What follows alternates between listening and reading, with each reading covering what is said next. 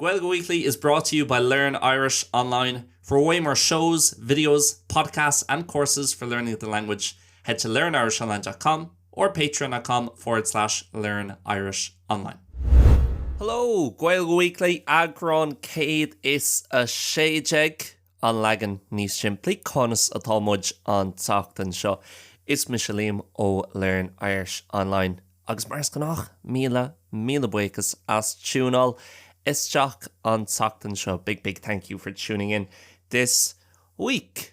Constamage, how are we all doing? Tá mé gnóthach leis an obair an Sockton Show. An chéad seachtain gnóthach a bhaid agam le tamla nús. First kind of busy week with work, as in properly busy for a good while. Mar bhí mé ag tógáil go bogé le Janie. It's taking it easy really recently. Just mar algra buganín burnout agam agus tá sé seo agam beidir orháin nó gá or in aina blina. Tar líonn sé, it happens, just nach bhfuil mé géirí mór an dhéanú, just tá mé géirí sus a hógáil cosú le gach den eile. Tá mé, listen, tá deargurm, I'm very lucky. Gwyl an postja agam, mar is matlam an post is evenlam si an seo agus Gaeilge Weekly a dhéanú gach seachtain tá daoine eile agus tá postach go agus beagnach gach seachtain uireach na bliana tá siad ag smaoinmh bhrálam sus a hógáil ó seo. So just le cúpla seachtain nús bhí skeleton schedule agam really leis an obair just ag déanú Gaeilge Weekly rud nó ggóil a Patreon agus sin é ní ra mé ag déanú mór an rangana.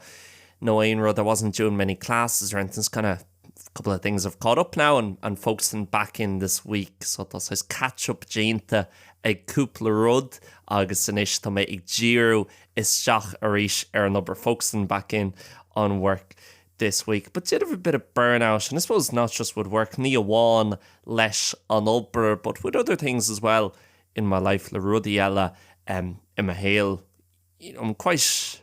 I suppose I think again only realising this over the last week or two as I've kind of slowed down to think about things agus misha ag dul beagní níos muile hon smuoinú for rudí.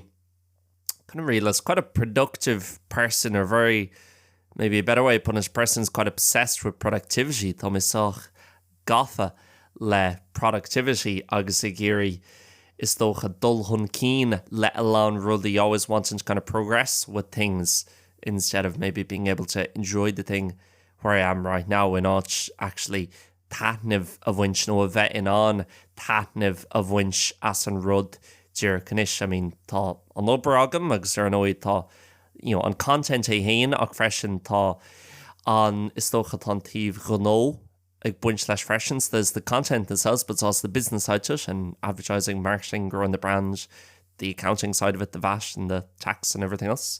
Na chánacha agus an VAT agus gach rud eile. Ach chamála sin, tá mé ag fólam na hedálaise an Learning Italian myself agus ag déanú cúpla ceacht hedálaise gach seachtain.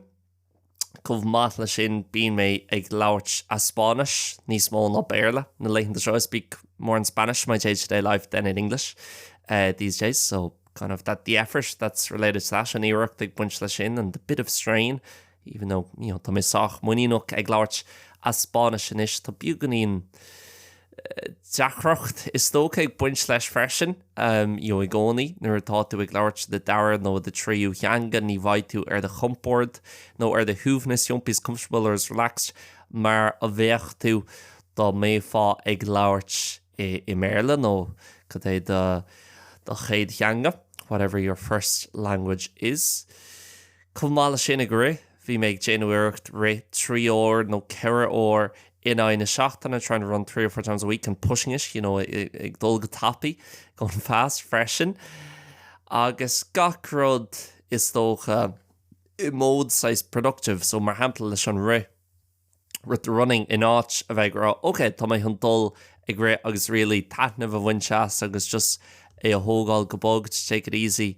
Bhí mé ag smaoinmh, okay, cai mé dul ag ré in is cuma muna bhfuil mé ag géirí dul, it doesn't matter if I don't want it, tá mé chun dul mar tá sé chuid de an tréáil le haid an rás seo.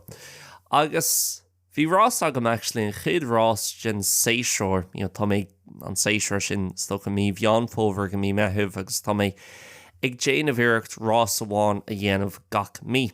Actually, they have October's one tá ceann le haid mí dhearfóver agam an deara seachtainna seo an dánach 10k a bhaid ann.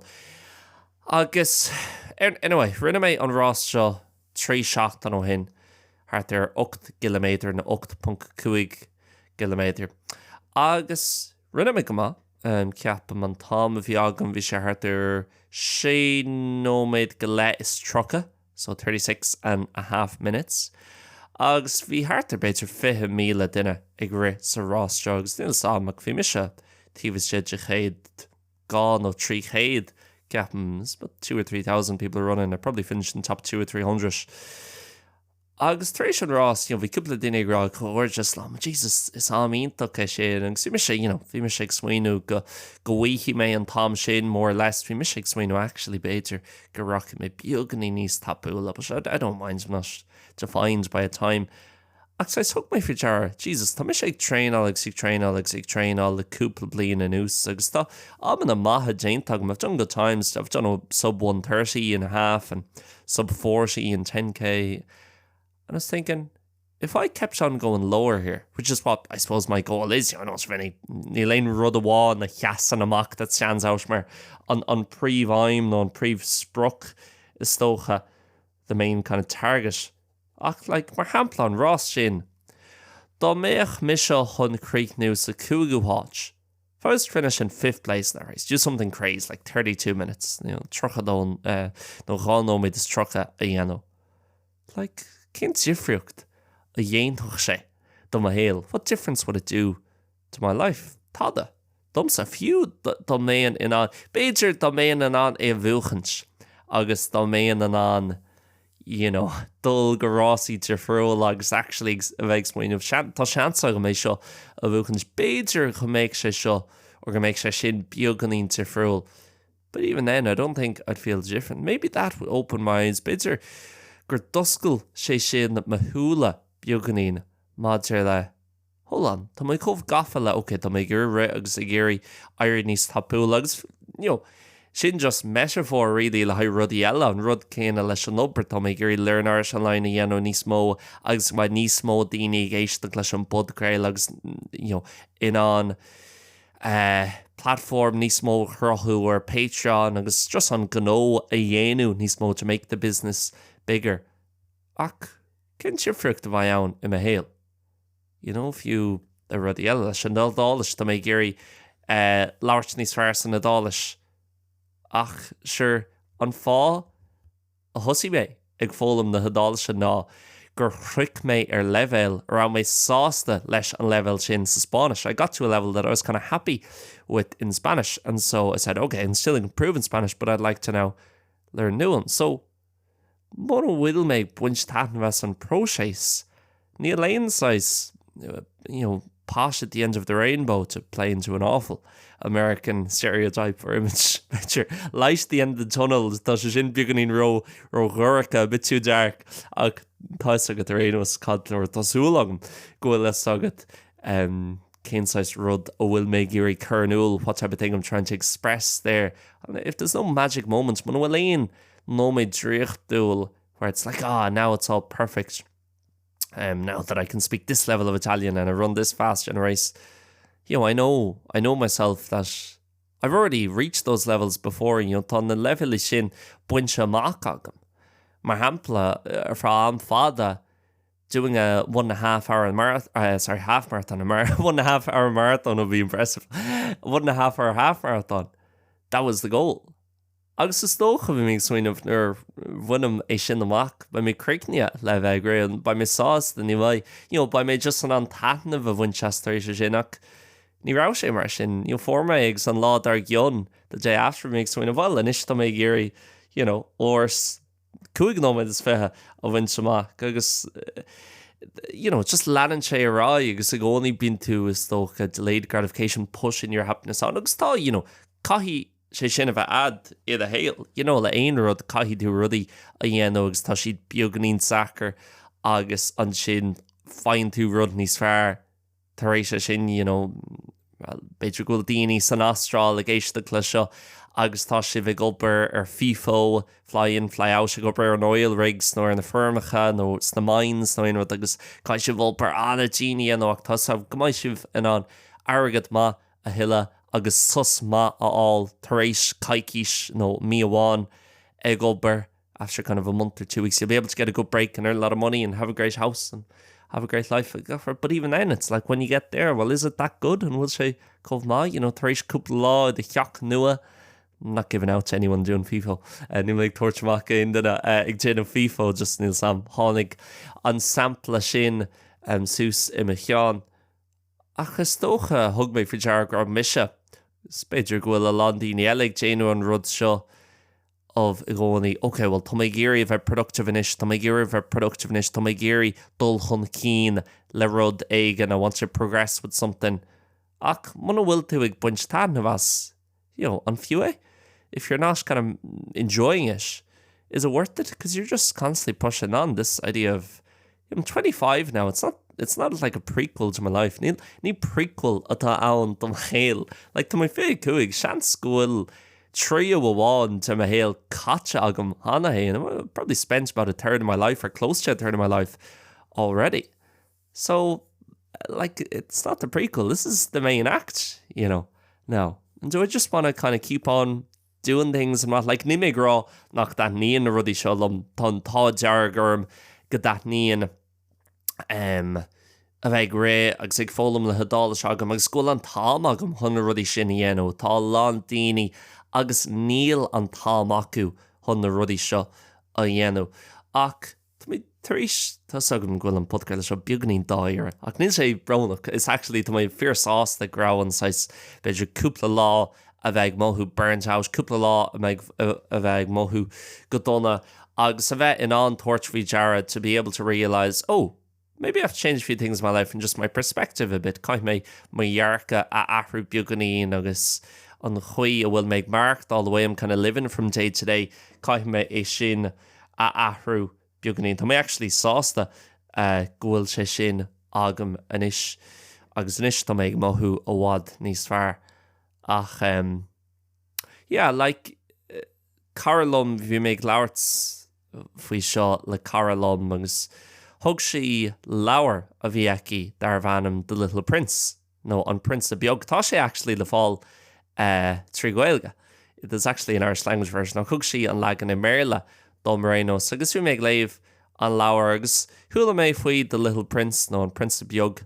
Ribha ach ní rah is agam cad a bhí geis leis an scéal agus ní mé hun an scéal omláin a bhíú an seo nó an moral of the story nó na ceachta na saoile the life lessons atá an tú agus freisin tá sé difriúil is tócha gach duine a bhíon ag léamh an leabhar sin tógan siad rud éigen difriúil ón scéal. They take something different from the story. Ach domsa bhí cúpla rud cheasamach mar hampla tá piece of one agus tá an Little Prince bín sé I rihan scéal ag taistil go planéidí difriúil. He does be travelling to different planets and he goes to this one planet and there's just one guy living there. He's a kind of train director, train manager, inspector or whatever. So it's like Bannister trainer. Agus tá an Little Prince ag labhart leis an Bannister train seo agus ag an nóid sin train in Acaló agus bín sé agsúla train sé cahan topic agsúla bullet train sa Japan, like a Japanese bullet train agus dearan an Prince beag inis dom faoin train sin like tá sé an topic agus dearan an Bannister train the train manager tá man anbhró to make paraphrasing so any super fans of Little Prince I apologize. This is the overall moral no an smuoinú general to the general idea leis Arenos. Dearan sé well that train an train sin má is train nua agus má úsáidjin tú an train sin tá tú an trí nóméid is chuige a hábháil le stócha nó all gach lá. You can kind of get or save 53 minutes a day if you use that train. It's so fast. Agus dearan an Prince beag so má tá trí nóméid is chuige sa bhreis agat gach lá. If you have an extra 53 minutes or kind of saved 53 minutes every day, cad a dhéanamh tú leis an tam sin agus an banisteir tréine sé beganín perplex just tóg agus sé well, is féidir le péród a dhéanamh. Ach mar hempla má tá tusa géirí dul agus isce áil ón tíomh sin flanéid. Leis an tréin sin tá dúrán 3 nóméid is cuaige a hábháil gach lá. You can say 53 minutes going to get water by using a train every day. Agus tréna principú, well, dá méach 3 nóméid is cuaige agam sa bhreis gach lá. An rud a dhéanamh hain, the thing that I would do, I myself would do, is probably walk to a nice spring of clean water and then walk back. And when you're reading a book, nar tá tú léamh leabhar agus just búlan rud éigen hu, agus an rud seo, Jesus, like, mise me héal, tá mé I mo choní sa spáin, so cínte nach bhfuil a lán teafar orm, a ceapam go minic bín teafar orm le lán rudaí. Agus bín teafar orm just hon níos mó alma a hábháil, agus hon níos mó rudaí a ólam, a bheith géisteach le podcréiltaí léamh leabhar, fiú nar bhíon mé beidir orint ag féchan se rud éigen ar YouTube chuir mar 1.1 nó 1.2 speed ionas go maiid mé an é léomh nó é a consume. It's going to consume it níos tapúla. Agus an sin ag tuairt dear, sure, I'm just making this to create more time so I can do more of this stuff. Agus níl mé actually buint mór an tanmh as an stuff seo, as na rudaí seo.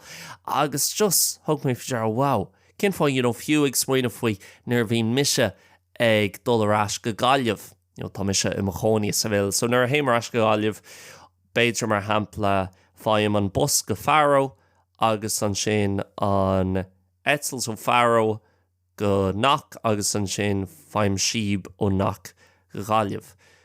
Agus a gcónaí bín dearfar an bíon mís, okay, caiimid dul gin stáisiún agus an bus áil go Faro agus tasúm nach mai fáiban agus an sin caiiméisteach le podcréil Marielle nach bhfuil mé ar an laptop, Marielle nach bhfuil mé gobar agus JK in a town because I'm not at the laptop and I'm not working and it's Wednesday. Has to be doing something productive, so I'll read a book on the bus, but not like a book to enjoy it. Lawer hun rud éigen ólam, no tá mé hun éisteach le podcréil, no tá mé hun scríomh amach cúpla plán nó cúpla smaoinemh maidir le léir an airs an lein nó maidir le whatever, nó tá mé hun beagnaín staidir a dáil seo dhéanamh ar an bus agus sin ceart leir má bhain tú tána bhas. That's okay if you enjoy it, but if you're just kind of doing it because you feel guilty má híonn tú ciúntach nach bhfuil tú ag déanú rud éigen productive agus nach bhfuil tú ag obair rud éigen agus tá tú gurí am a hábháil a gcónaí.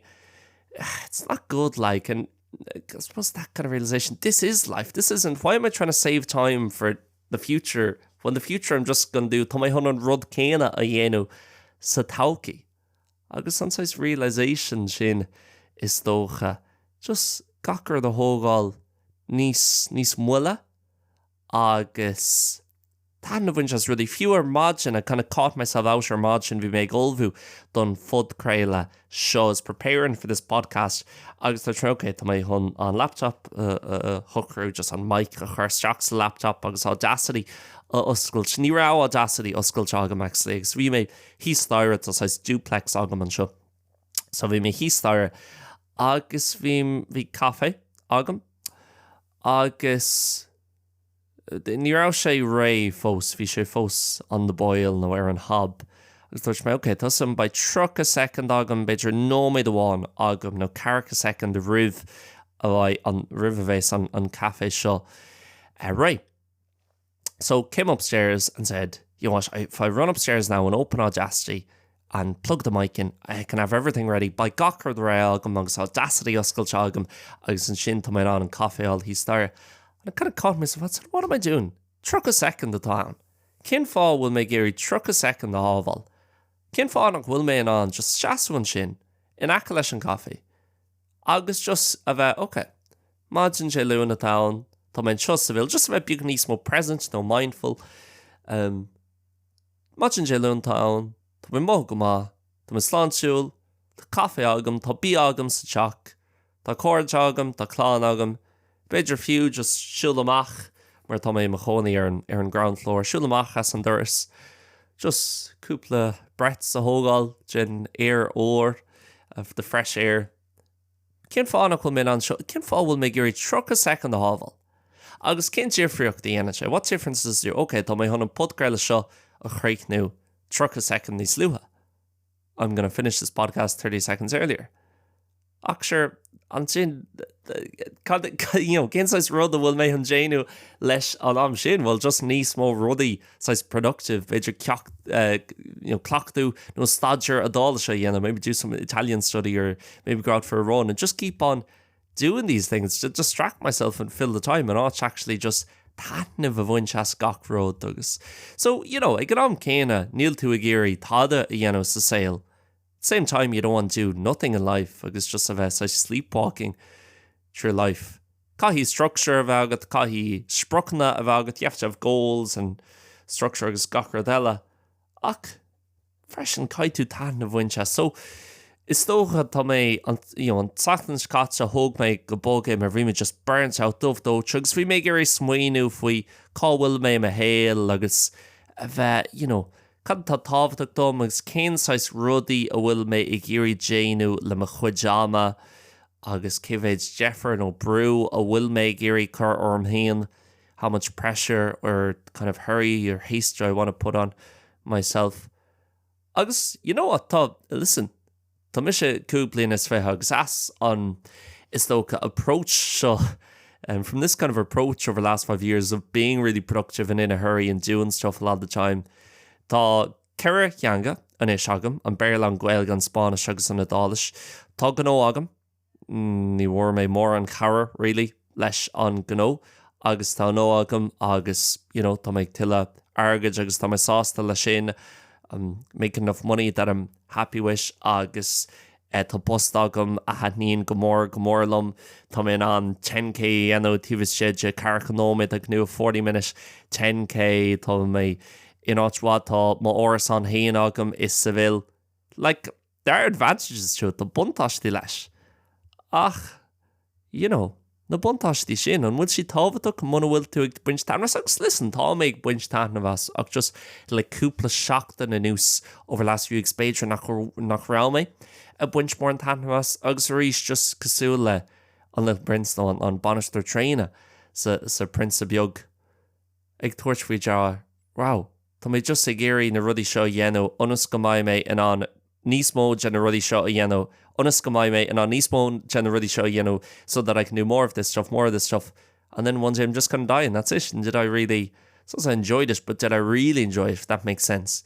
Or was I really present and kind of, sometimes the week goes by and you get to the Friday, sure I can do her an Enox, geez, if you may just go productive no ní productive ach like ag dúr isteach ar rudí an méid sin agus is tócha rís the buntáistí le sin kind of getting lost in something and losing yourself to it. There's advantages and cool points that the buntáistí agus rudí cool le sin freisin ach géirí an agus fós tá mé ag fáil amach is tócha an chomíocht sin, still trying to figure out that kind of balance in between the two agus a méid ama becheart an bheith cathú a rudí defriúil agus tíon mé géirí a bheith leisciúil ach an airad. I don't want to be kind of lazy either.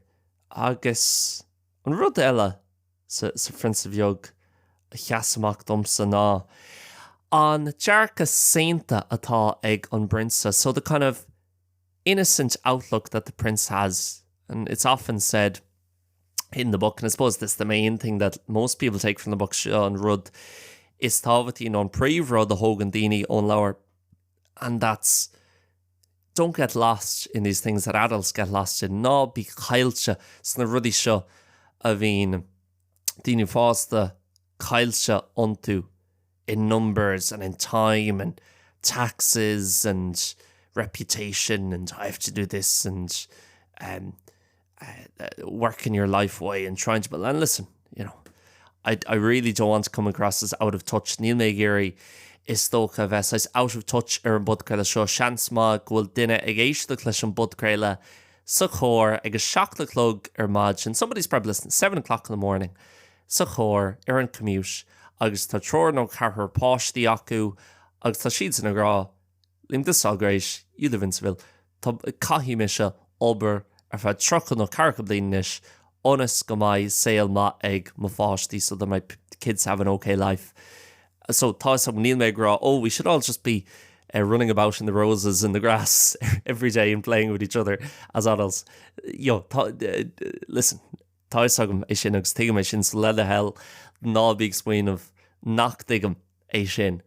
Ach ní féidlumm ach labhairt faoi me héal hain agus just a bheith beaganí níos saonta agus a bheith féchan sear an domhan le beaganí níos mó creidimh in riocht, a bit more belief in magic, you know. It's just a bheith going explain of okay in business gonna grow us and with this amount of money coming in then we're gonna focus on the membership and advertising agus an sin explain okay leis an ri to make gurí dul níos tapúla to mé hun train all cura or in ein seachtainna agus a ríis máte leis an rás cúpla seachtainna hin. If I finish that race to méich mé hun an rás sin na creiicniú is sé nóméid is trucha, sé nóméid is carcha, sé nóméid is coige. Cén difriocht atá, and what difference does it make? For some people it might, and that's fine. Sin ceart lord, but for me, there's no magic number where it's if I could set the world record, it wouldn't make a difference to my life, really. Ní dhéontoch sé mór an difriocht. Dumsa ma héal ní cheapam. Still the same person. So the main thing is really just to enjoy it. Sin, caithí sé sin a bheith an príomhra just an táin of a bhainseas. Agus, yeah, just a géir, mar hapla nuair tá mé gur dearmad a dhéanamh an pace agus an watch agus an phone. Ní bhí mé ag buintú sa just straf ag dearmad a dhéanamh chéad kilometer atá déantágam. Agus just a bheith, sin ggóil atágam, spruchtágam. My eye is stochas, my chean, or ordu beginning to raise my head a bit and look up. Look at the buildings, look at the sky, look at the stars if you're at night. Big féchan ar an réalta an spare. Ig an chuige seaca bliain by tú marv agus ní bhaid tú an an sin in 56 years you'll be dead and you won't be able to do it then. So sin an aim atá agam is stocha. Began níos mó dríocht a bheith agam sa saoil gan a bheith chomh cailse in a rudí dáire, not to be as lost in the more serious things, maybe to get off social media completely, to be honest, or just to have the work account. And even the work account, thinking, I need to be on it for work. Caith me a bheith Instagram line number. Well, I'm doing okay with work, and why do I need to keep on growing? I'm ahead of schedule to me. Ag dyn níos fearr ná mar bhí méid smaoinú nuair says lag mé mach a lán rudí blian ó hin. Set out a lot of things a year ago. Okay, I want to be at this level this year in terms of, that's income obviously and where I want the business to be. Cannot will make Eric my ungno August to my ahead of schedule there sin. So cin fád nach féidir le mar hampla beidir sus 3V ó gáil ó na mian ó síalta agus Nilsan. And just, tá mé fós sa fróséis seo de rudia all amach agus rís ba daoine goire seo gra. You live in the south of Spain, it's October and it's still 30 degrees. Tá supposed 30 Celsius a bit Europe over.